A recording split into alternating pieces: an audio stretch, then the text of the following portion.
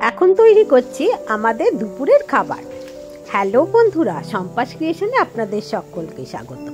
প্রথমে তৈরি করব পেঁয়াজ কলি। এবারে সর্ষের তেল দিয়েছি কড়াই, তাতে দিলাম একটু রসুন থেতো করা, শুকনো লঙ্কা আর আলু। আলুটা এরকম সাইজের কেটেছি। আলুটা একটু ভেজে নেব। তারপরে দেবো এখানে গাজর, বিট আর চিনি। একদম হাই ফ্লেমেতে এই সমস্ত আনাজগুলো খুব ভালো করে ভেজে নেব। এবার পেঁয়াজ কলি দিয়ে দেবো। পেঁয়াজ কলি দিয়ে খুব ভালো করে আবারও ভাজবো। এটা কিন্তু একদম জল ছাড়া আমি রান্না করব, একটুও জল দেবো না। এবার দিয়ে দিলাম বেগুন। আবারও এগুলো সব নেড়ে চেড়ে একসাথে ভেজে নেব। খুব ভালো করে ভাজার পরে দিয়ে দেবো একটু চিংড়ি মাছ। বাড়িতে একটু চিংড়ি মাছ ছিল, সেটা আমি নুন হলুদ মাখিয়ে এতে দিয়ে দিলাম। খুব ভালো করে এবারে নেড়ে নিচ্ছি। এটা একটু ভালো করে নেড়ে নেবার পরেতে এতে পরিমাণ মতো নুন দিয়ে দেবো। নুন দিয়ে হলুদ দিয়ে দেবো।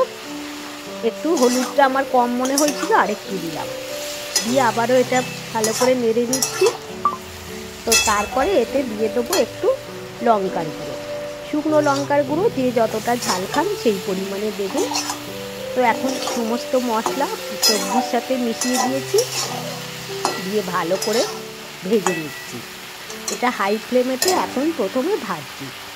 এবার গ্যাসটা একদম লো করে দিয়ে ঢাকা দিয়ে দেবো। এভাবে কিছুক্ষণ রাখলেই এটা রেডি হয়ে যাবে। এবার রুই মাছগুলোর পালা। মাছটা একটু ভালো করে ধুয়ে নেবো, যে কটা পিস আমার লাগবে। এখন ধোয়া হয়ে গেছে, নুন হলুদ মাখিয়ে নিচ্ছি। মাছেতে নুন হলুদ মাখিয়ে নিচ্ছি। এবারে মাখানো হয়ে গেলে মাছটা ভেজে নেব। এখন আমি ভালো করে নুন হলুদ মাখিয়ে নিলাম। এবার সর্ষের তেলটা গরম হয়ে গিয়েছে, মাছগুলো ভাজার জন্য কড়াইতে দিয়ে দিয়েছি। এবারে হাই ফ্লেমে এটাকে ভেজে নেব। এখন দেখুন, এই পেঁয়াজ কলির ঢাকা খুললাম। এটা একটু ভালো করে নেড়ে নিতে হবে। এইভাবে পেঁয়াজ কলি রান্না করে দেখবেন, খুবই সুস্বাদু খেতে হবে। এতে একদম জল দেওয়ার কোনো দরকার নেই। সবজি এই সমস্ত সবজির জলেতেই সিদ্ধ হয়ে যায়, আর গ্যাসটা আস্তে করে দিলে একদম সিদ্ধ হয়ে যাবে। এখন দেখুন, নিয়েছি আমি কয়েক কোয়া রসুন। তো রসুনটা অল্প একটু থেঁতো করব। থেঁতো করে এর খোলাগুলোকে আমি এইভাবে ছাড়াই। একটু রসুনটা অল্প থেঁতো করলেই খোলাগুলো ছাড়ানো খুব সহজ হয়ে যায়।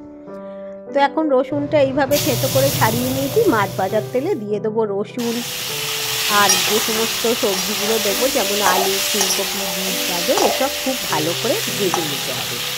আমি মাছ ভাজার তেলেই ভাজবো।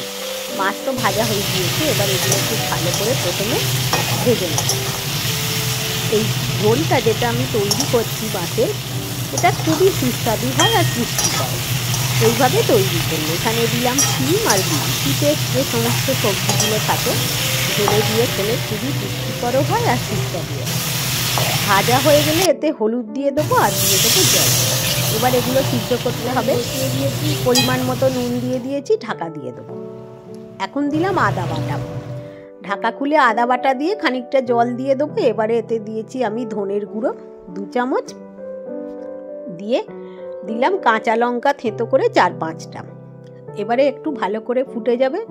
এবারে দেবো জিরের গুঁড়ো 2 চামচ জিরের গুঁড়ো দিয়ে তারপরে দিয়ে দিলাম ভাজা মাছগুলো।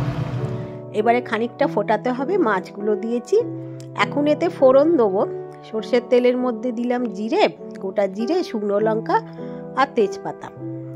ঝোলটা হয়ে গেলে খানিকটা সিদ্ধ হয়ে যাবার পরে ফোড়নটা আমি দিই, তাতে ঝোলটা খেতে আরও সুস্বাদু হয়। ফোড়নটা দিয়ে খুব ভালো করে ফুটিয়ে নেবো। ব্যাস, তাহলেই মাছের ঝোল একদম রেডি। অত্যন্ত সুস্বাদু খেতে হবে আর খুবই পুষ্টিকর এটা শরীরের জন্যে। এটা একদম রেডি হয়ে গিয়েছে। এইভাবে ঝোল তৈরি করে খেয়ে দেখবেন, খুব ভালো লাগবে খেতে। ঝোলটা এখন আমি রেখে দিয়েছি, গ্যাস বন্ধ করে দিচ্ছি।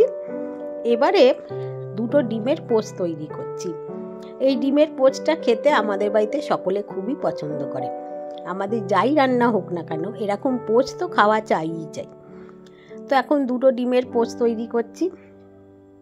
এভাবে তৈরি করলে খেতে খুব ভালো হয়।